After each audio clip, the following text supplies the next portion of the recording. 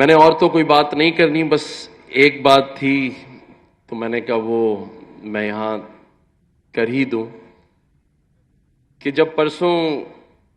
2 دن پہلے ڈاکٹر ذاکر نائک صاحب یہاں گورنر ہاؤس میں اپنا لیکچر دے رہے تھے تو میں کچھ دیر کے لیے کراچی ایئرپورٹ پہ جو ایک بلاسٹ ہوا اس میں اٹھ کر گیا تھا، لیکن پھر ان پچھلے 2 دنوں میں سوشل میڈیا پر ہمارے ہاں پاکستان میں ایک چیز وائرل ہو گئی اور وہ یہ تھی کہ ہمارے جو مہمان ہیں، جو اسٹیٹ گیسٹ ہیں ڈاکٹر ذاکر نائک صاحب،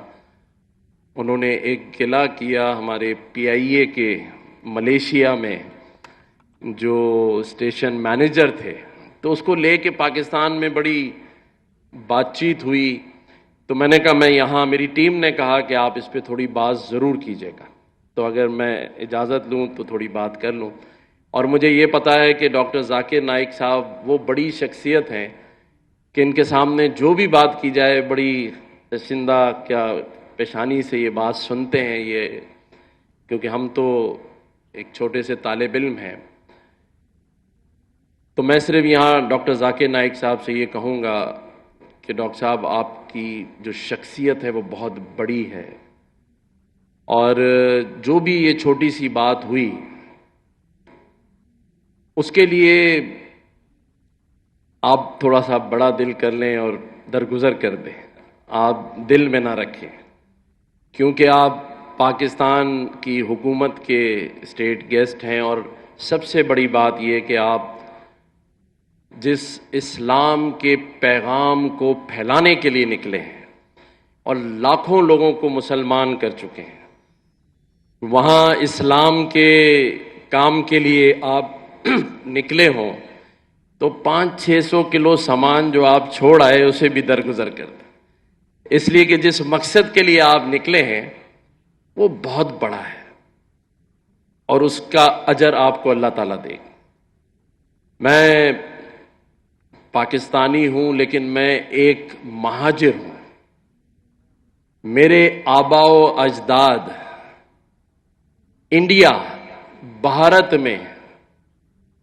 اسلام کے نام پر ایک ملک پاکستان بننے کی خاطر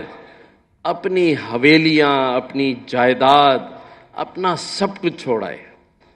تو آپ بھی وہی کام کر رہے ہیں، اور میں سمجھتا ہوں کہ ہم سب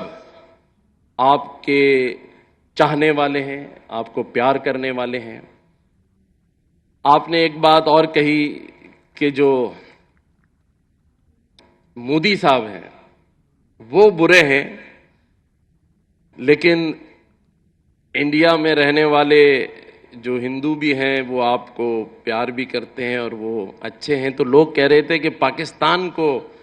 ہمارے ڈاکٹر ذاکر نائک صاحب نے کہا کہ مجھے یہاں پریشانی ہو گئی ہے پاکستان میں، تو میں ایک بات صرف آپ کو کرنا چاہتا ہوں کہ مودی صاحب کا یا انڈیا کے جو انتہا پسند ہندو ہیں انہی کا یہ عکس ہے، یہ مصنوعی چہرہ ہے۔ مودی صاحب جو ہیں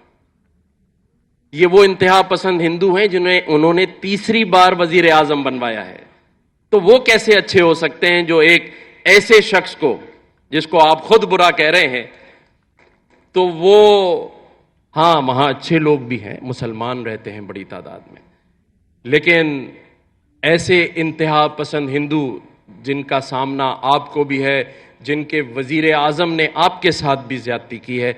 تو وہ چہرہ تو شاید اچھا ہو سکتا ہے، لیکن میرا ملک پاکستان، اس کے ذرا آپ دل میں جھانک کر دیکھیے۔ میں آپ کو دعوت دیتا ہوں کہ پاکستانیوں کے دل میں جھانک کر دیکھیے۔ میں بھی ایک پاکستانی ہوں جو آپ کے لیے دروازوں پہ کھڑا ہو کر آپ کے مہمانوں کو ریسیو کر رہا تھا،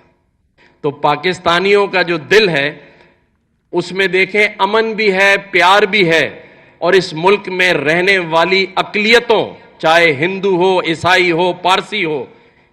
اس کے لیے بھی بڑا دل ہے، اور اس کا مظاہرہ اس دن آپ نے دیکھا کہ آپ کے لیے یہاں سارے ہی مذاہب سے تعلق رکھنے والی شخصیات کے ساتھ ساتھ تمام ہی مسالک سے تعلق رکھنے، مسلک سے تعلق رکھنے والی شخصیات بھی یہاں موجود تھیں، اور آج بھی لوگ چاہتے ہیں یہ جو سیکیورٹی ایشوز اگر نہ ہوتے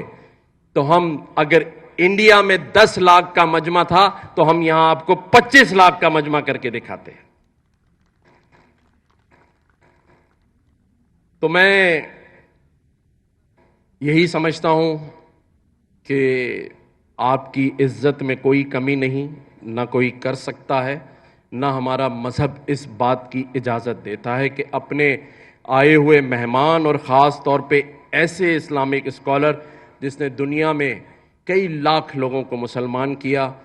عزتوں کا مالک اور وعدہ اللہ کا ہے، اور اس کی مثال ہم نے دیکھی کہ جو شخص تخت پر بیٹھا تھا، جسے ہم یزید کہتے ہیں، تخت پر بیٹھا تھا، تخت کا مالک تھا، لیکن آج پوری دنیا میں کوئی مسلمان اپنے بیٹے کا نام یزید رکھنے کے لیے تیار نہیں ہے، اور جو تختہ دار پہ تھے امام حسین اور امام حسن، آج ان کی محبت میں لوگ اپنی اولادوں کا نام رکھتے ہیں، اور آج جو مقام اور جو عزت اللہ نے انہیں دی، یہ کہتے ہیں اللہ کا نظام کہ جسے اللہ چاہے عزت دیتا ہے۔ آپ کو اللہ تعالیٰ نے بہت عزت دی ہے، ہم آپ کا شکریہ ادا کرتے ہیں کہ آپ نے پاکستان آئے، انتخاب کیا، ہمارے لیے قابل عزت اور آپ احترام ہیں۔ اگر پھر بھی کوئی آپ کے عزت اور اکرام میں غلطی ہو گئی ہو تو میں اس اسٹیٹ کا، اس صوبے کا آئینی سربراہ ہوں، ہیڈ آف دا اسٹیٹ ہوں، میں آپ سے معذرت چاہتا ہوں۔ شکریہ۔